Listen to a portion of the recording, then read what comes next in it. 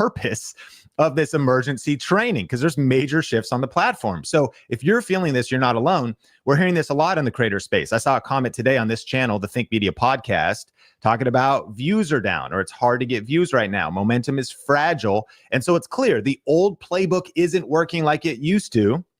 This isn't just an algorithm issue. In fact, this conversation, they were just wondering, is it the algorithm or is it audience behavior?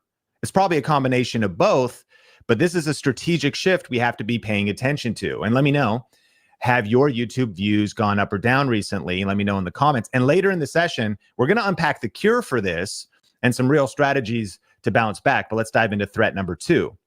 AI is creating winners and losers. And most creators, listen, I know you're using AI.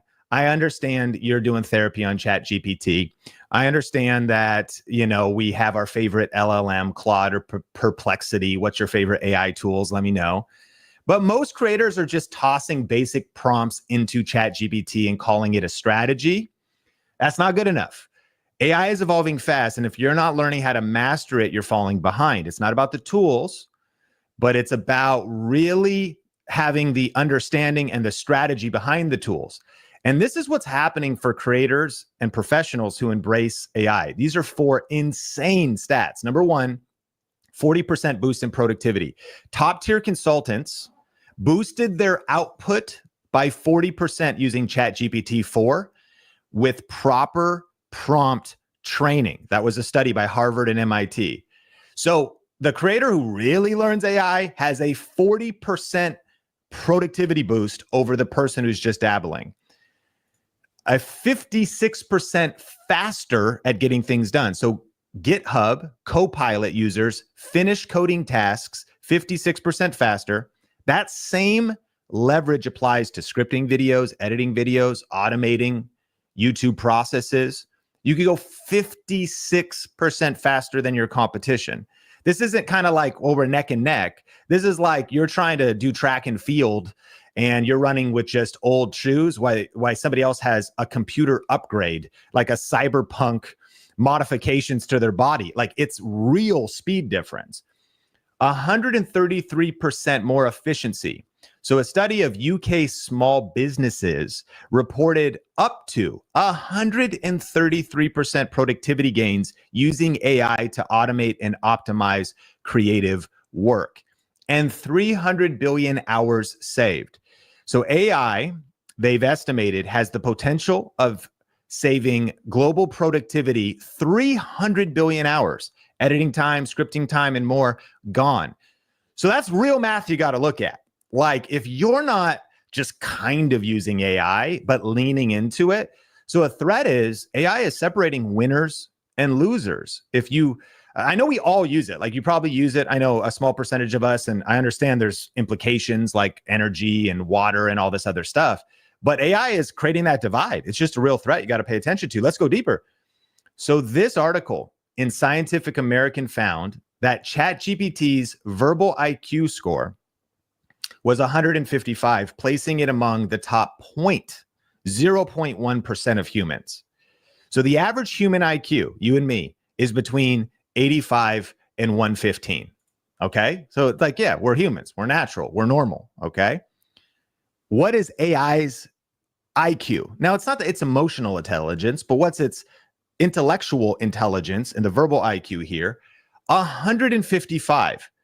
So if you're not using AI, you're falling behind because there's just no way you can compete with super intelligence. So here's what's also crazy is this was 2 years ago. This is when this was discovered. So what is ChatGPT 5? What is like the newest versions? So to win today, you've got to master AI because it touches every part of making content. So those who master AI will dominate and dabblers will disappear. Threat number 3. Ad revenue is unstable. Ad revenue is all over the place. It goes up, it goes down, season to season, sponsor to sponsor. It's fragile, and it's not something you can actually control. So Forbes, a few years ago, did this article, and there was this kind of YouTube ad revenue crisis where creators say their video revenue dropped 90% and something was definitely off. That's out of their control. It just happened because it was on the platform. One day, you're making money with YouTube ads, and then boom, 90% crash. That is hard to build a business on. That's hard to build a predictable future on. It's unstable. It's a threat. And so the truth is this: if the platform controls your paycheck, you're vulnerable. Number 4, lazy content no longer works. So the stats reveal that 86% of YouTube videos get fewer than 1,000 views, and the median views per video is just 35 views. Back in the day, YouTube was forgiving of just getting in the game, just posting a video. Now feeds are clogged. So lazy content, meaning you don't craft it, it's not intentional. Lazy content doesn't just underperform, it disappears. And you don't need a big budget or fancy gear, but you do need a plan and a strategy. Threat 5, we're in an online trust recession. Right now, only 41% of Americans believe online content is accurate and human generated. You know, it's funny, I posted an actual AI generated short on our Think Media channel. And in the comments, even though this was fully AI generated, someone in the comments goes, I've known Sean was AI for some time. I knew, and I wasn't, but they're like, yeah, I think he's been an AI avatar for some time. What if I've been an AI avatar this whole time, since 2010? Maybe I'm an AI avatar right now. Well, 41% of people watching this believe that this isn't even a human generated video, right? So we're in a trust recession. You could take it deeper. 75% say they trust the internet less than ever, and 80% of consumers said they distrust influencers. They view them as dishonest, inauthentic, and lacking transparency. So this is a problem. If you're trying to build an income stream with brand deals, get sponsors, if you've got a message, if you've got a mission, if you've got anything to sell, you need trust. The bottom line is, if you don't earn trust, you don't get clicks, you don't get views, and you definitely don't get conversions. Threat number 6, fragmented attention is pulling audiences apart. And so think about just YouTube itself. You've got long form videos, you've got YouTube shorts, you've got podcasts on YouTube, you've got YouTube live streams. So you've got attention pulled in all these different directions. But that's if you only think about YouTube. What about attention on TikTok? Attention over on Instagram, people on Spotify, and Spotify adding video content and adding audiobooks and courses and all kinds of stuff on Spotify. What about Facebook? Facebook's still massive. And then what about Amazon? Like, half of you are shopping on Amazon right now. There's 5 boxes on your porch. You're multitasking about what else can I buy on Amazon. Live streams are on Amazon. Netflix is pulling your attention. People are on Tinder right now trying to, you're dating. Like, what? Your attention on all these platforms. ChatGPT itself.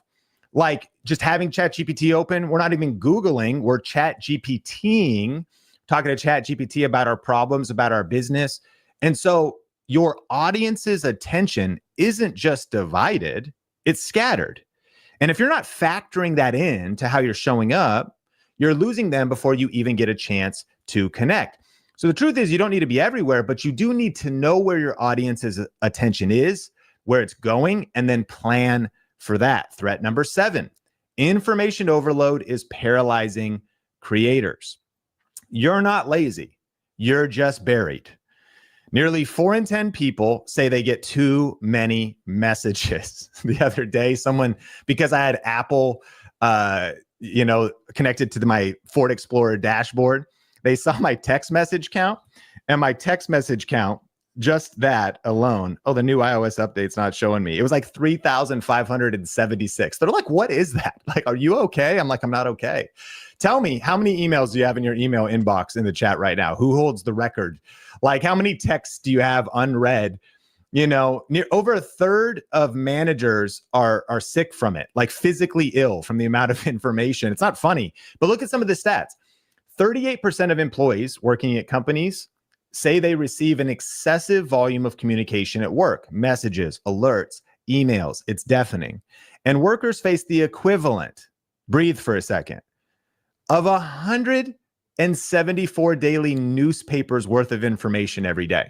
Can we go back to the days where we just, had a cup of coffee, laid out like your dad, he'd read the newspaper every day, got a newspaper out, flipping through the articles, reading the comics, just enjoying life, picking out a few of the interesting stories that grab your attention. Nice environment, cafe, some music playing, smells of summer or spring. Now we get 174 daily newspapers worth of information every day. And that applies to us as business owners and creators because you're dealing with the same overload. Learning thumbnails, scripts, SEO, editing, AI tools, it all stacks up fast. And so the reality check is all that info isn't bringing clarity, it's bringing confusion and overwhelm. Threat number 8, YouTube success is a moving target. The truth is what worked last quarter might already be obsolete.